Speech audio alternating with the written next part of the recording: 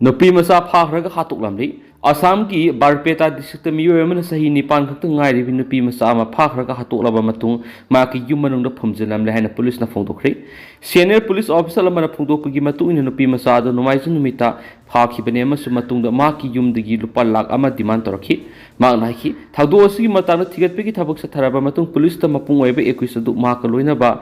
anina loina na phakhi Wang pong tawo matamda makoina crime adu satakibani haiba yazaki amati Nupimacha adugi haksang du mapung oiba 21 adugi yum manungda phumjinduna thamlambadagi lakthoklaba matung postmortem gi damak thakre haina mangna phongdokli police officer tunai ki thaudo osiki matang haujuk makhatana thigatpagi thabak sa thari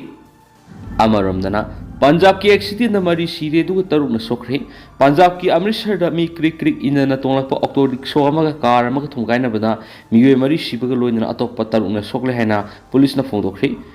Amritsar gi senior superintendent of police rural Maninder Singha na phongdokpagi matung na thaudo odu nahanumidang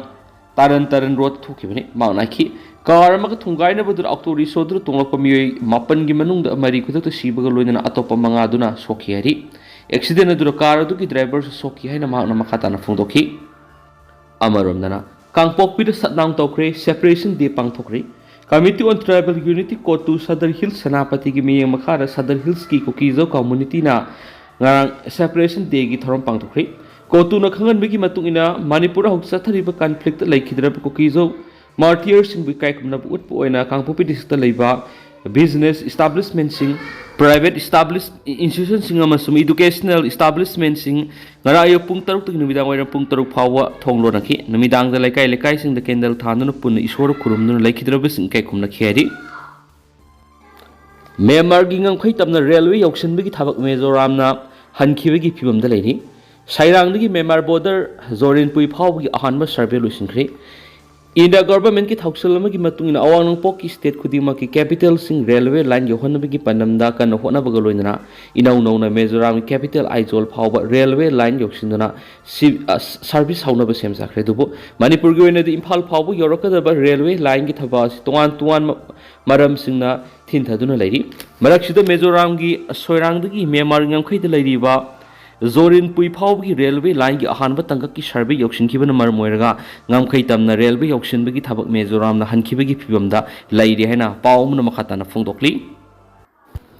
Kangla pau gi editorial myam da thamjari MLA sing Punsille Luchingba di khanma ngamdri high command na khalak pangai ba tari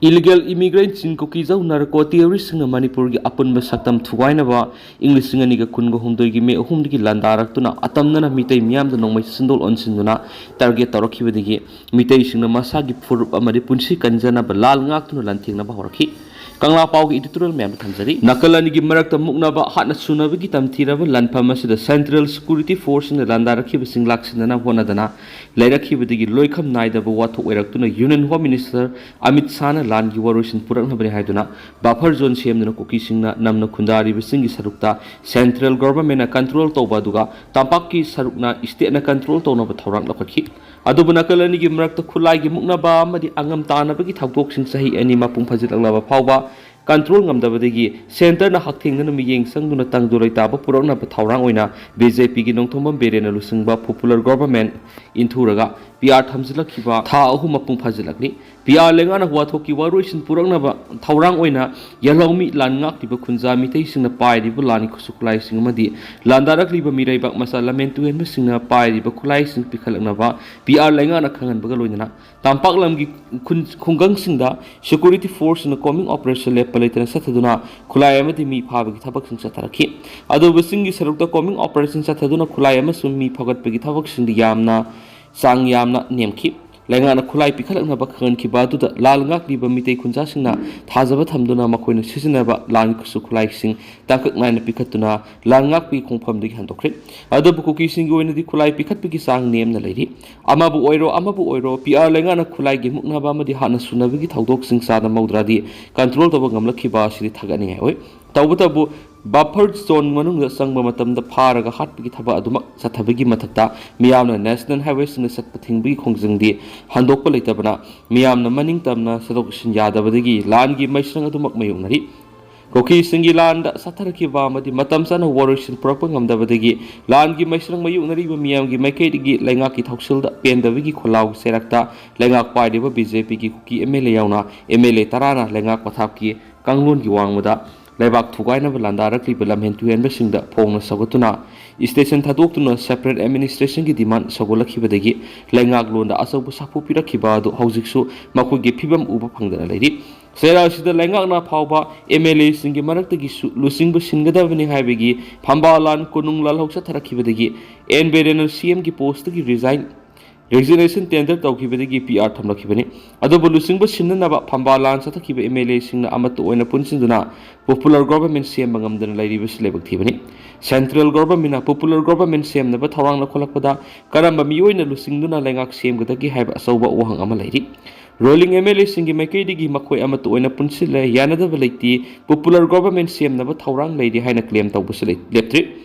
Adobo Luchingba Kanmangam Davigi, Center Luchingba Singna, Kalak Luchingba Punas, what can you hina, Pirep Lowry Habishni. Adobo MLA Singi Marti Luchingba Kanaba Mikal Pangtopada, Nakpakta, Narkadavana, High Command Luchingba Kalak Pangaivan, a quiet Pai Herakipa, Sidagi, Kangmangam Libedi, Luchingba Kanmangamdri, High Command Hausal, Kayam Queen. Ngai Hikatori have a Miamgi, Langtak Nabawang lady. Amato in a Punsille, Hiraba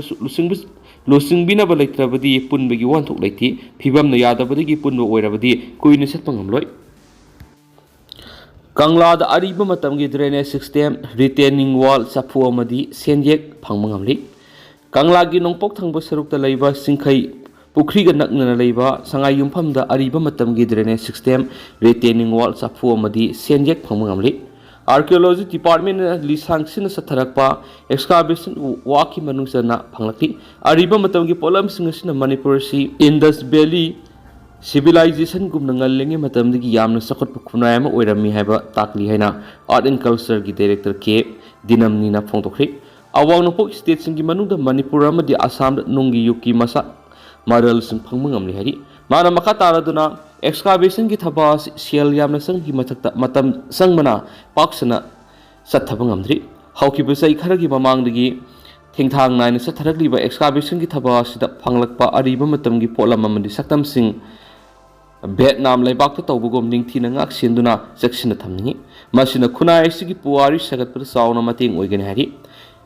Kangla Kagnatan Atopama Pam Singers excavation Gitabas, Satavayavana, Puari Masatak Liva, Puya Singbu archaeology Samadi, scholars in a Kupna Nine of Sangi, Kunai Sigi Masatak Liva, Puya Singers no monomagi, Mangshilaki Matakta, Lady Asibu, Paba Hibamio, Masing, Marie Mangaram Tamangai Silapana, Hawalak Libana Hasina, Lady Asi Pava Tona of Department of Sindana, Sigi Aroi Sarukta, Puya Pabiki course of Manipur archives, Pantolaga, the Hanamana for the king. Excavation Gitava Sida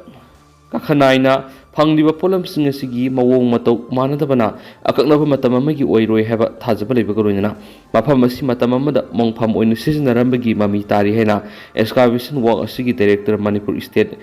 Archaeology Assistant Archaeologist Dr. S. Suzatana Fundoki.